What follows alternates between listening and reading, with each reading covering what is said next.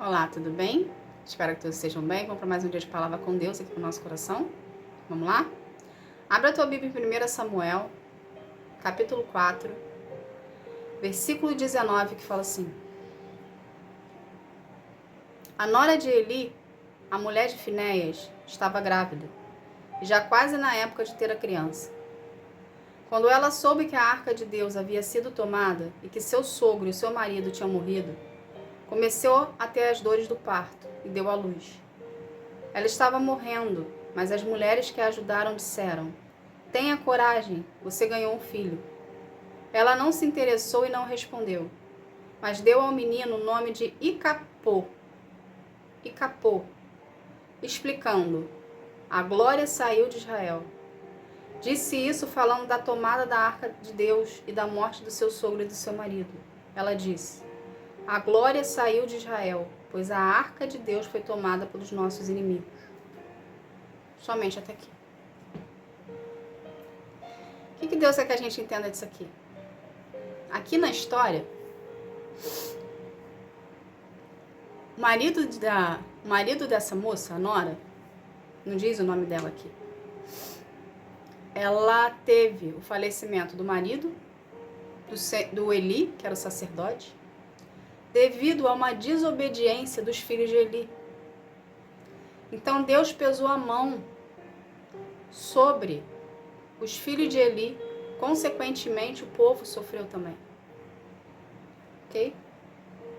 Se a gente se atentar aqui nesses versículos 19 a 21, a nora de Eli coloca o nome da criança como a glória saiu daqui. Por quê? Porque ali, naquela situação, a arca da aliança foi roubada e o marido e o sogro dela morreu. Então ela ficou desgostosa. Ela ficou decepcionada com a situação. Entende? A pergunta que Deus quer te fazer é a seguinte: o que você tem entregado de bandeja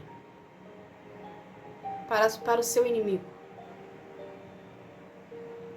Qual é a legalidade que você está dando para o inferno atuar na tua vida?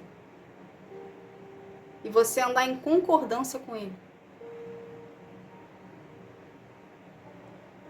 Aqui, se a gente pegar para analisar, a gente sabe que a Arca da Aliança representa a presença de Deus.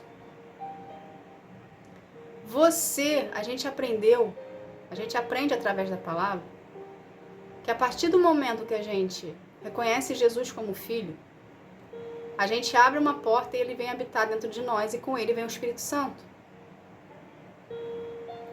Quando a gente anda em obediência à palavra de Deus, sendo obediente ao Senhor em suas ordenanças, o Espírito Santo passa a habitar dentro de nós porque passamos por um processo de cura e libertação, a qual o Espírito Santo nos convence do pecado e do juízo.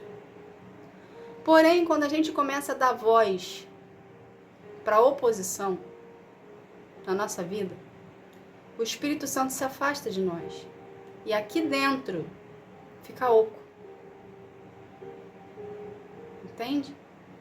E são nessas horas da oquidão, vamos botar assim, da falta do Espírito Santo, que nós começamos a dar ouvido para a oposição, achando que estamos ouvindo a voz de Deus, porque estamos no pecado. Então temos por conhecimento que a partir do momento que nós estamos pecando, a gente está dando legalidades. E a legalidade, por menor que seja, pode ser do tamanho de um fio de cabelo, é o suficiente para a oposição devastar a tua vida espiritual e, consequentemente, a tua vida física, porque o espiritual reflete no físico. Entende? Então, o que você, como filho de Deus, deve fazer? Intensificar o seu relacionamento com Deus, não dar brecha, ok? E acreditar na palavra que sai da boca dele. Porque existem muitas pessoas aqui que, além de buscar e ter intimidade com Deus, vão em filosofias à parte buscar respostas. Sendo que Deus nos afirma que a Bíblia Sagrada é o único livro que tem a resposta de tudo. Então a gente não precisa consultar outras filosofias, livros, estudiosos, para obter respostas que você só vai encontrar em Deus. A partir do momento que Deus te dá uma ordem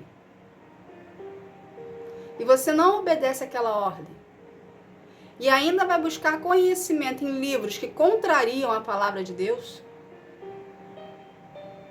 o que você acha que você está fazendo com a sua vida? Você está dando uma legalidade gigantesca para a oposição. É literalmente o inferno sentado na cadeira, te olhando e falando: olha lá, mais um que se diz servir ao Cordeiro e está aqui procurando resposta comigo. Entende? O que você deve fazer? Você não precisa procurar respostas em outros lugares. Você precisa acreditar na palavra que foi dita a ti. Você precisa acreditar no que Deus fala. Se Deus fala diretamente com você através da palavra, se Deus usa um sacerdote dele para falar a palavra para você, ok? Acredite. Porque se o sacerdote que estiver te falando a palavra e estiver errada, ele vai sofrer as consequências, porque Deus vai puxar a orelha dele. Entende? E você vai entrar como inocente na história, vamos botar dessa forma? E a mão de Deus não vai ser pesada sobre ti. Porém, se a palavra que você escutou do sacerdote é uma pessoa que tem vida no altar e relacionamento com Deus, e o que ele falar sobre a sua vida, você não obedecer, a mão de Deus pesará sobre você. Como não tem como a gente saber, porque o que a gente vê não está escrito na testa da pessoa se ela é um bom sacerdote ou não, se ela é temente ao Senhor ou não, seja obediente à palavra de Deus. Entende? Então, tudo que você ouvir, medita na palavra do Senhor, na Bíblia. E vai buscar a resposta em Deus para confirmar a palavra que você ouviu. Deus vai confirmar no seu coração, Ele vai testificar no seu coração que a palavra que você ouviu de um sacerdote dele é verdadeira ou não. Não tem por que você buscar em outros lugares respostas que contrariam a palavra de Deus, que te afasta. A gente precisa entender algo aqui que é muito importante. O inferno, ele tem uma maneira de trabalhar sutil e ao mesmo tempo muito inteligente. Ele nunca vai se apresentar para você da forma como ele é, grotesco de verdade. Ele sempre vai se apresentar para você de uma forma que você ache que aquilo ali que você está lendo é o que é. E que a palavra de Deus está errada. Ou que a palavra que um sacerdote de Deus está errada. Ele quer justamente enlaçar você de uma maneira que você deixe de acreditar no que Deus está te falando para acreditar no que Ele está te falando. Consequentemente, a partir do momento que você acredita, o que você acha que acontece contigo? Você vai se afastar de Deus cada vez mais. Você vai estar dando legalidade cada vez mais. Você vai estar adquirindo conhecimentos errados para a sua vida e filosofias erradas para a sua vida, que vai fazer você se afastar dos caminhos do Senhor e a cegueira nos seus olhos vão voltar. E você vai entrar em pecado, porque você vai começar a satisfazer mais as suas vaidades e a sua carne E o seu espírito, que é o Espírito Santo, não vai habitar em você. Consequentemente, você vai estar tendo uma morte espiritual. E é isso que o inferno quer na nossa vida, nos matar espiritualmente. Porque uma vez que nós somos mortos espiritualmente, a gente tem dificuldade de voltar para a casa de Deus, para voltar para a casa do Pai. Entende, gente? Então precisamos nos precaver, precisamos nos proteger, precisamos vigiar. Não é qualquer coisa que você tem que ler. Não é qualquer coisa, não é qualquer estudo que você tem que acreditar.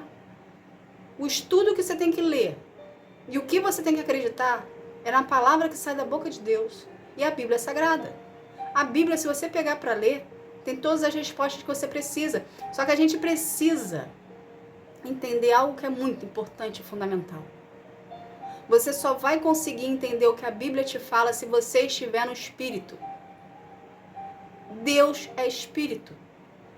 Se você não tiver com o seu espírito trabalhado, se você não tiver com o teu espírito despertado, você não vai conseguir entender as entrelinhas que a Bíblia fala. Aí você vai achar que a Bíblia é apenas um livro de história de conto de fadas. Vamos botar dessa forma? Para racionalizar o que a gente está falando. Mas se você despertar o teu espírito, a gente desperta o nosso espírito através da intimidade com o Senhor, permitindo que Ele trabalhe dentro de nós. Uma vez que o seu espírito é despertado, você consegue entender o que Deus quer falar com você através da palavra. Então só depende de você se esforçar, querer estar na presença de Deus, querer estudar a palavra de Deus da forma certa, buscar a presença de Deus, priorizar o Senhor na sua vida. Porque dessa forma você vai conseguir entender a Bíblia, você vai conseguir entender como Deus fala contigo, com o teu espírito despertado. Então, para a gente despertar o espírito, precisamos procurar todos os dias a presença do Senhor. Sermos teimosos, perseverantes e insistentes em querer estar na presença dEle. Porque a gente falando assim parece ser fácil, mas não é fácil, porque a nossa carne grita todo dia. A nossa carne coloca situações como primeiro lugar, a nossa carne nos dá sono, ok? A nossa carne tira a nossa atenção, desvia a nossa atenção para outra coisa, justamente para você não ler a palavra, justamente para você não procurar a presença, justamente para você deixar de orar. Porque quando você começa a deixar de fazer algo, você abandona. E você dá atenção para quem não tem que dar. Então não deixe a presença de Deus sair de dentro de ti. Não deixe a sua arca da aliança ser roubada. Não deixe o Espírito Santo sair de você. Porque se a gente não procurar a presença de Deus, se a gente não formos teimosos e perseverantes em buscar a presença dEle, priorizando ao Senhor na nossa vida, passamos a ser um templo oco. E um templo oco está propício a servir ao inferno. Porque é isso que acontece. Se você não serve a Deus, você está servindo ao inferno. Ninguém pode servir os dois senhores. Ou você serve a Deus ou você serve a Satanás. A quem você quer servir? Não se engane. Não existe maquiagem com Deus. Com Deus, gente, quando a gente está no erro, com Deus é confronto. Mas por que é confronto? Se a palavra fala que Deus é amor. Porque Deus está te confrontando justamente porque Ele te ama. Que Ele não quer que você ande no erro, que você ande no pecado. Ele não vai passar a mão na cabeça se você estiver errado. Ele vai te corrigir em amor. Entende? Para você andar em concordância com Ele. Então, procure a presença de Deus. Não procure resposta em outros lugares. Não procure resposta em filosofias. A Bíblia é o suficiente. Desperta o espírito que tem dentro de você. Procure intimidade com Deus. E passe mais tempo com Ele. Deus é a resposta para tudo. E seja obediente à palavra dEle, mesmo quando você não entendeu o porquê. Apenas seja obediente. Em algum momento do seu processo, Deus vai revelar para você o porquê que Ele mandou você fazer certas coisas que até então contrariavam as suas vontades. A gente não está aqui para fazer as nossas vontades, estamos aqui para fazer a vontade do Senhor, para sermos obedientes ao Senhor e andarmos em concordância com a palavra dEle. para termos um futuro de acordo com a sua vontade, com a vontade dele, não com a nossa.